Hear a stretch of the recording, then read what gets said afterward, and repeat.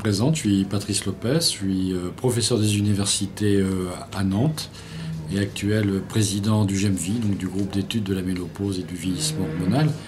Et en cela, c'est vrai qu'on milite pour que la ménopause soit mise à un juste niveau de prise en charge, parce qu'on estime qu'il y a beaucoup de femmes qui malheureusement souffrent de symptômes de ménopause ou de complications de la ménopause et ont maintenant peur de se traiter depuis une quinzaine d'années suite à la grande étude américaine qui a trop mis en évidence des risques et pas assez souligné les bénéfices du traitement hormonal.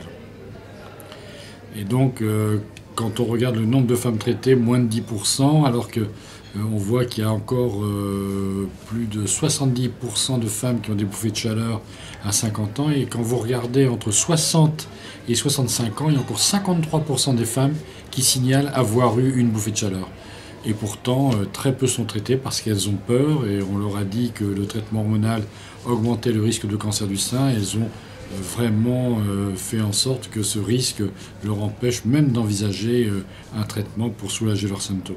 Donc nous, le message qu'on leur donne, c'est très clair. Même si le traitement hormonal tel qu'il a été prescrit dans les pays anglo-saxons a augmenté légèrement le cancer du sein, et on donne les chiffres de 2 pour 1000 femmes traitées pendant 5 ans et de 6 pour 1000 femmes traitées pendant 10 ans.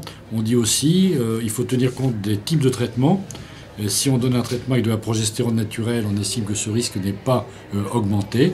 Et puis on dispose donc maintenant, et c'est la raison pour laquelle on était à Paris ce jour, d'un nouveau traitement qui associe un SERM à un estrogène conjugué et qui, on l'espère, sera de nature à diminuer le risque de cancer du sein.